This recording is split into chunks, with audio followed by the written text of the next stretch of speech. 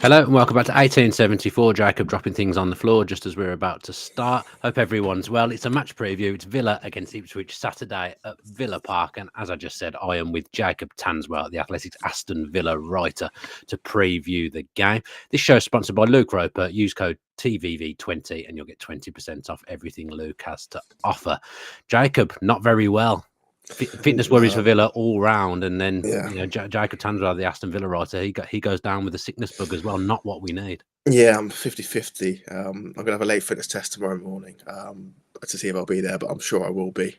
But yeah, I feel okay, but it's something going on at the moment, so I've gone back to Southampton for some home comforts. For some treatment. For some treatment, yeah. I'd taken treatment external, and then I'll be back hopefully tomorrow morning. But happy Valentine's Day as well, Dan.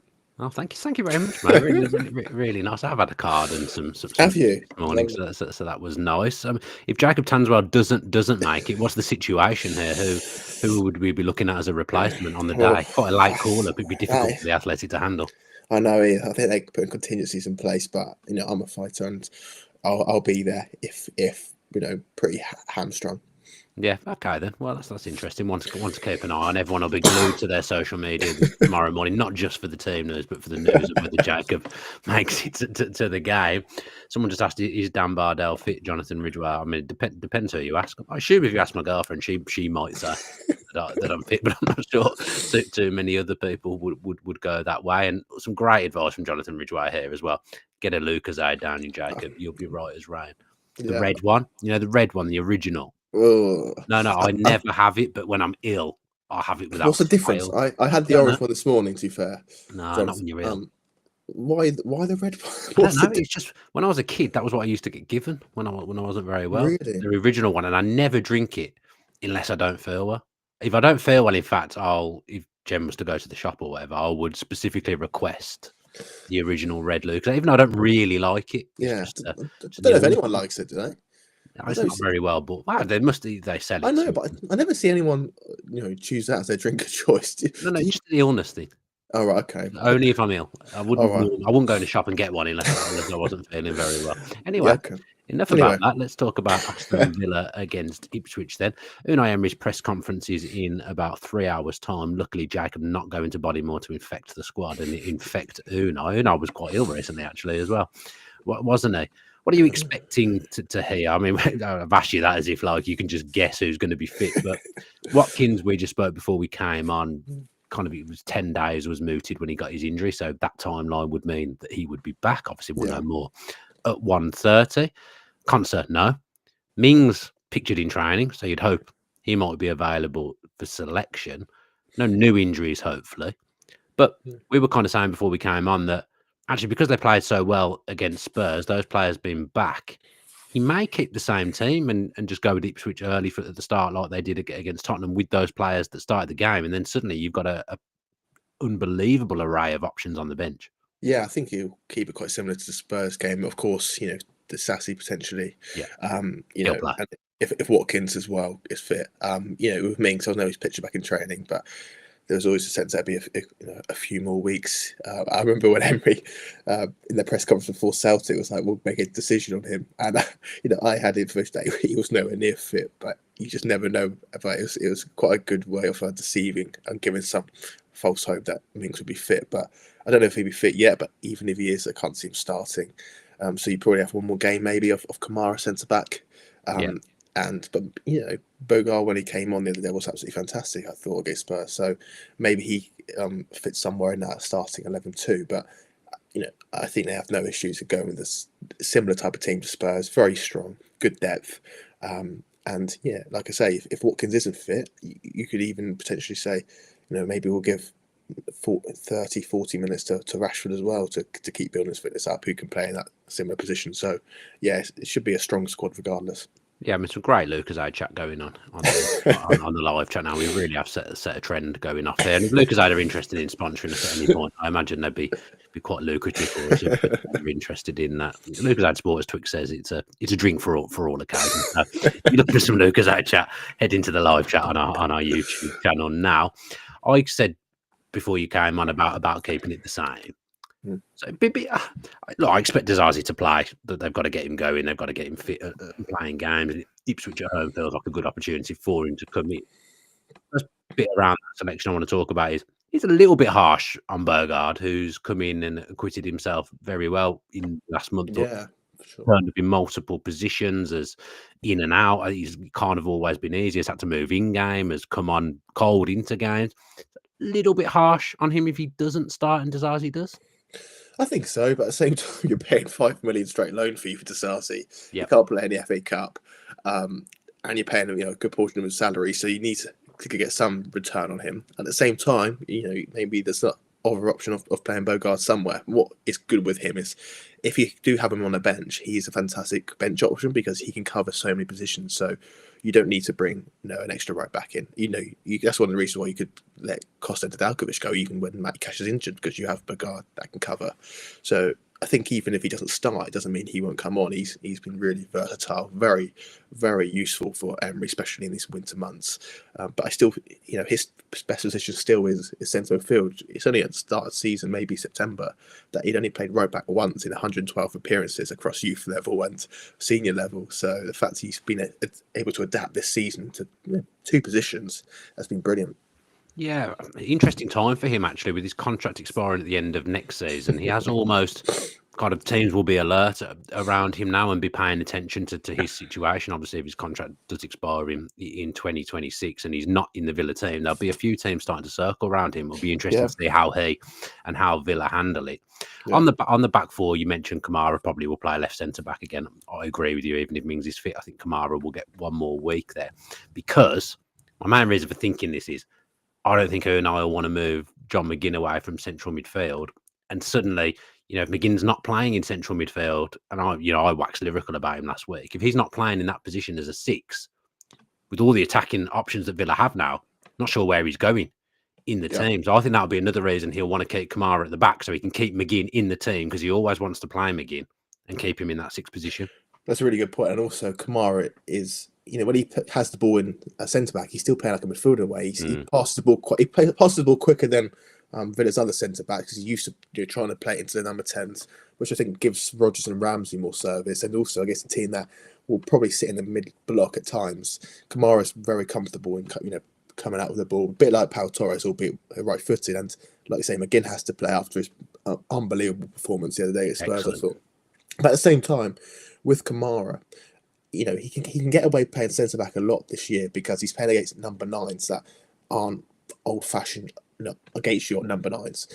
A lot of the teams he plays against, are guys that will drop into the pockets and all the play will be in front of him, where he will face a different type of test this week, right? In the lap, who's going to get up against him, he's going to have to really be that pure centre back to that at times. Kamara, where he's got to be aggressive, he's got to win headers. Kamara, maybe it's a good argument to say he's better suited to playing centre back in the Premier League than he is in the Championship, purely because of the different physicality in type of strikers he'll come up against. Champions League, sorry. No, in Championship, because Championship you'll be more. There's more aggressive, more that want to get tight to centre backs, where you could probably count on one hand how many real physical centre forwards there are that will get against Kamara, and that could be his weakness. Mateta, maybe Haaland, Wood, and Delap. So this could be a really quite difficult game for Kamara at the back, but it'll give a lot to Villa in possession. Yeah, I mean, we haven't spoke actually on a show since Villa's performance at Tottenham, and you just mentioned John McGinn there. As I said, I've run out of superlatives for how good I thought he was against Tottenham on Sunday. I did say on TalkSport the other day that he was a cross between Pirlo, Totti, and Gattuso in that game, and that did get clipped up and put on YouTube, and it did get met with mixed reviews from the general football public on TalkSport's YouTube channel. In terms of the front positions now, we saw Rashford and Asensio came on. It was such an unbelievably fun 10-15 minutes to be a Villa fan, just watching those players play and watching how the players were playing with the shackles off. You've done an article about Ramsey and Rodgers this morning, which I've read, which was really interesting and really good. And I think how they spoke about the new arrivals was really, really refreshing and showed mature heads on young shoulders. They're obviously both going to play. Right-hand side is probably up for debate whether it will be Bailey, who I thought was quite good in the second half against Tottenham. He was involved in the second goal, of course. I thought he was quite lively generally. Actually, just always gets a lot of criticism. That's just the way it is. Watkins is playing, and Marlon maybe will move out there. Is there any inkling that, Rashford and Asensio are building up minutes? How's training been for them? Do you think there's any danger of them starting, or do you think they'll both be on the bench again? I think they'll both be on the bench again. I think it would be a risk to start Rashford. He's just because he just hasn't played or trained for a good while and built up minutes. But I think he's got to have a little bit more of an integration. I think the Cardiff game, in 2 weeks' time, actually, Friday now. 2 weeks today.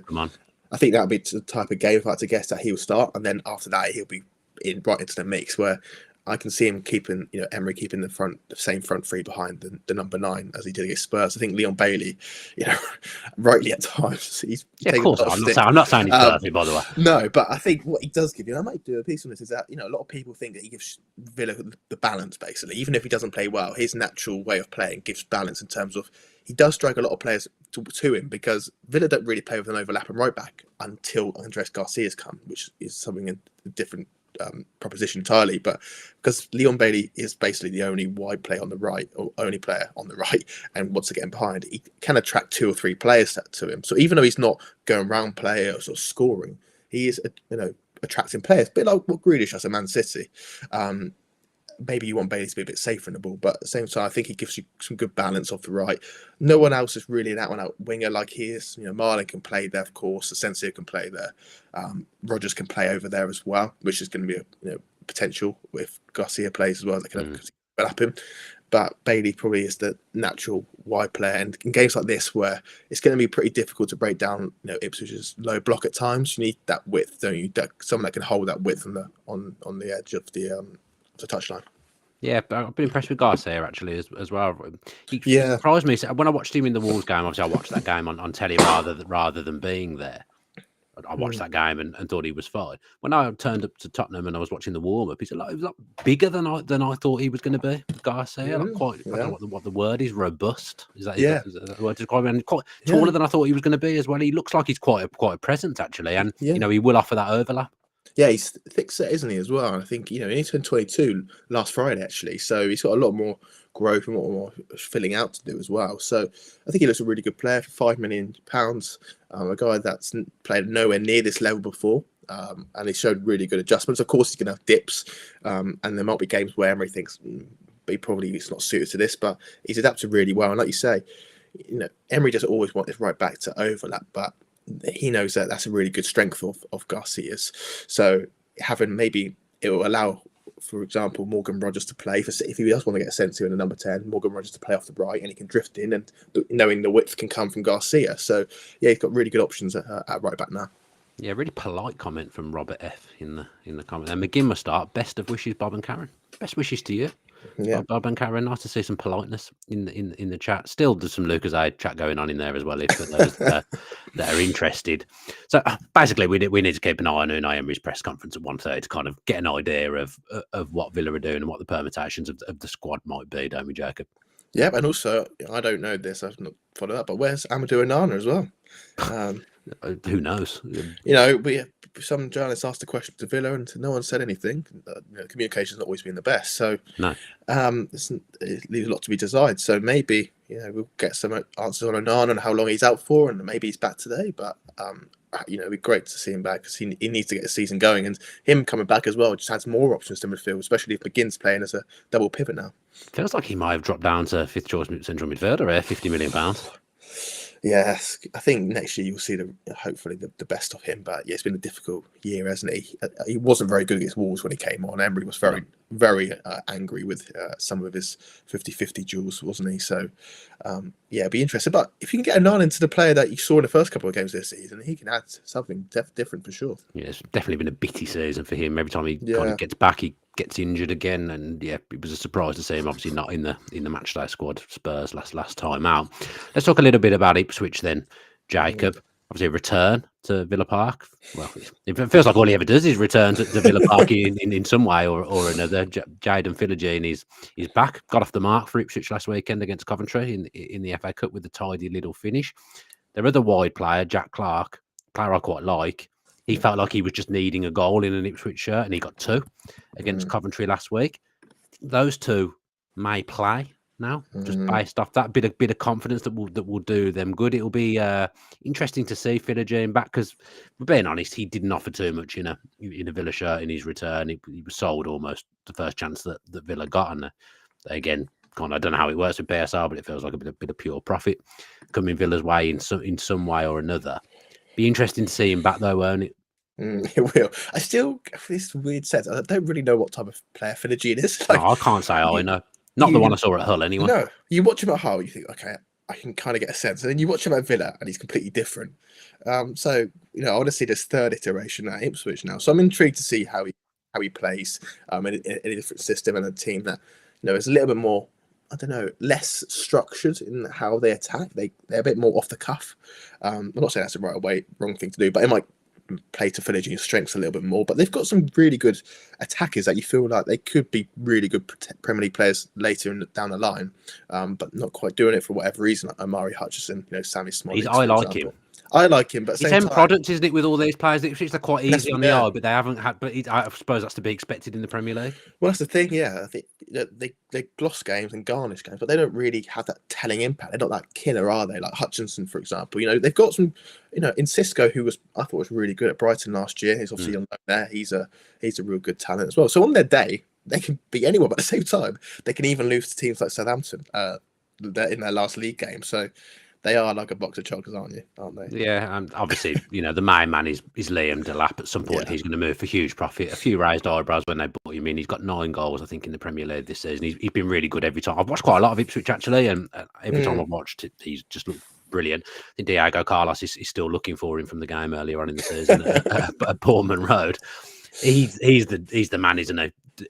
Sometimes the kind of player that has caused Villa trouble. You kind of mentioned Kamara going up against him this week, and he caused Villa trouble at Portman Road, and just generally feels the type of striker that Villa sometimes catch and don't deal very well with. Yeah, exactly. He's that bustling striker. He's got really good technique. He's always been very highly rated, hasn't he? I remember about 4 years ago when he wasn't doing very well. Southampton put a £20 million bid in for him, because among scouting circles, there was always a feeling that Delap would be a really good player, a bit like Morgan Rogers when he was at Man City. Although they weren't proving it in their initial loans, and it was quite sluggish, everyone thought it was just a matter of time before they'd flourish. And Delap's doing that. He's very direct. He shoots a lot. He's got good. He gets in the box. He gets up against defenders, like a reference of Kamara, and he's a really good talent. And Villa got punished at Portman Road, and at the time I thought it was an okay point. It looks worse with every month, but they got punished in 2 ways, because obviously the right back situation at the time was pretty poor. Conza and Diego Carlos just couldn't pick up Delap, and Leif Davis. Kerry McKenna plays a similar way to Embry in terms of the right back stays tucked in and the left back goes really high, and there's a few times where Leif Davis just get into the byline. I like him. Yeah, really good, whipping in fantastic crosses as well. So I think Davis, Delap, they're the two you need to watch out for, especially on that side. So if Andres Garcia does play, he's especially with no Conza there as well, he's gonna have a test, isn't he? Yeah, a few friends in the chat here. We've moved away from Lucas. Now a few of my pals in there. Paddy Kelly for the Liverpool McGrath podcast. Do go and subscribe to Neil and Paddy's channel if you don't know what they're about. Irish villains doing great work every week on their YouTube channel. So go and subscribe to them. He says must win game. Huge week ahead. Buzzing for it. Love you, Dan. Happy Valentine's Day. I love you as well, Paddy. The best taxi driver I've ever had when he came to pick me up from the airport when we went to Dublin. Picked Ian Taylor up as well. He did too. If you're ever looking for a taxi in Dublin, Paddy isn't actually a taxi driver, but I'm sure he'll come and pick you up because he's a really nice guy. And Aaron Field, formerly of Luke Roper, having a look at my energy drink intake. Yes, let's get that on the slide. I've just drawn attention to it by putting it on the chat. What have you made of Ipswich generally, then, Jacob? Because I've watched them and I've always thought they've had good moments in games. I think there is something there. I think McKenna's obviously a bright young manager. They've always it seems to me they fall the wrong side of results by 1 goal quite a lot. And that's got to stop at some point to stay up. They've got to start winning games. And, we hope that's not on Saturday, obviously. But I always had them as the most likely of the 3 to stay up, the newly promoted teams. Do you still think that from what you've seen? Yeah, I completely agree. And also, they've made a real good go of it. They've spent a lot of money. They've known that this first year, it's like key season. If you can survive that first year, things in theory, and trends show in the last 5 years, it should get easy for newly promoted teams. So they've made a real good go of it, but they are, it's frustrating because they have these really quite, a bit like Luton last year, they have these really quite courageous defeats where they play really well, but they then they still lose. And then the games they should win, and the onus is on them, like Slamton a couple of weeks ago, they crumble, and it must be so frustrating for their supporters. But I think they've got a good team. They've got a good foundation. There's only a few players that I think aren't Premier League level. One, Sam Morsey, who hopefully he'll get a red card at some point. That's still a joke. That was. Yeah, he's just perpetually on a yellow card, isn't he? I think they've got some good centre backs, if not quite naive. They've got a good front four even. I think they're a really good team. Kieran McKenna's a good coach. They just need to wisen up a little bit, don't they? Yeah, when you fall in the wrong side of narrow margin so often, it isn't unlucky, is it? It's just obviously doing certain things wrong that keep happening. There's a few people referencing Courtney Hause, his Instagram story in the chat. I've got to be honest, I've not seen that, so I don't really know. No, talk about. Have you seen that, Jacob? No, but I must admit, early this week, I was in Birmingham, London, Stevenage, and I was speaking to a few people about Courtney Hause, and as far as I'm aware, he's fit. So I wouldn't be surprised if he did feature at some point. But he's not even played for the 21s, right? So he's played for 2 years, hasn't he? No, 2.5 years. So he'll leave at the end of the season, and hopefully we can do a piece with him or about him then.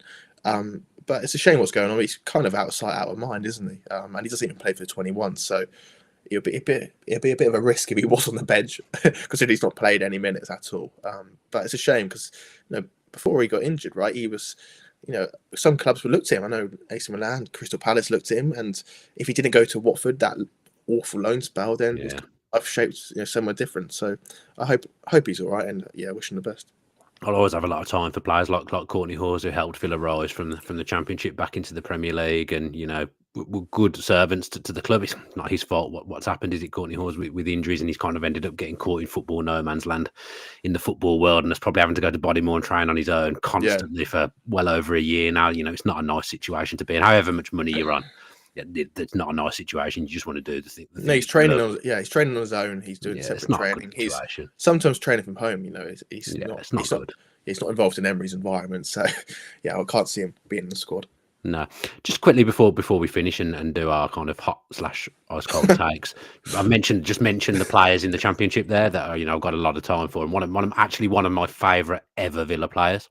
You did a piece with yesterday, Jacob, James Chester. How did that come about? Yeah, you obviously knew that was coming, didn't you? Because that was ready to go as soon as the announcement. So I think you were a little bit ITK there, Jacob. Yeah, I got a call from last week, actually, last Friday, and they said James is going to announce his retirement next week. Would you want to do an interview? I said, of course. So spoke to him on Monday, and had that piece done by Tuesday, and it's just a case of finding from James when he was going to announce it, and then we just roll with it at the same time. So we initially thought he would confirm his retirement on Tuesday or maybe Wednesday, but happened to be Thursday in the end. And what a lovely guy. 45-50 minutes with him. Very nice. One of the nicest footballers I've had the privilege of meeting. So really good. And like he says, he's doing a sporting director's course now. So one day, hopefully, he can come back. And maybe, who knows, he might replace Monchi later down. Let's get him shadowing Monchi. I'd love Chester to be back at the Villa. I would. Well, honestly, genuinely one of my all-time favourite players. That's how good he was for Villa in the Championship. I loved him so much. Got a rabbit downstairs that's named after him. Pet Rabbit Chester. Still going strong. Chester is. So you're good if you've had a pet named after you, don't you? Yeah, exactly. Lovely. Lovely guy, and I really enjoyed it. I really enjoyed doing the interview with him. I was very thankful that he chose to do an interview with us and actually asked to. So that's good. Very, very happy. Yeah, good, nice family as well that really bought into Villa when they were there. I still speak to people who are involved in his family circle every now and again as well. So best of luck for James Chester in what he does next. Let's do our hot/ice cold takes. Apparently I'm being sent this image of what he's done on his story, so we can have a quick look. Oh no, I did say that. I had seen that. I didn't know whether there was anything new. A picture of him with what looks like a kind of gas mask on. I don't really know. Saying whatever it takes. But I did say that a few days ago when that came out. So Jacob, what's your hot/freezing cold take ahead of this game? Well, to celebrate Austin McPhee's Big Oh news. yeah, jeez, yeah. Could do a whole video on I know. I'm going to say that Villa do score from a corner, and finally, one of the centre backs is going to score.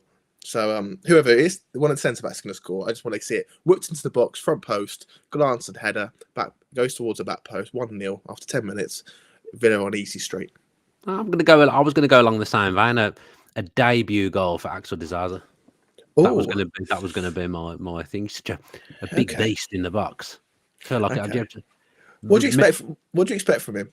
I don't know, because I've got to be honest. Whenever I've watched him for Chelsea, I've always thought, not sure. It does make me laugh because when we started reporting that Disasi was on Villa's radar, there were fans were going, he's called Axel Disaster for a reason. Don't want him. And then as the time ticks on and Villa were getting pretty close to not buying getting a centre back in, everyone was just slightly thought he was Franz Beckenbauer, and like, we need to bring him in. He's going to transform this defence. So I'm looking forward to seeing what he's like.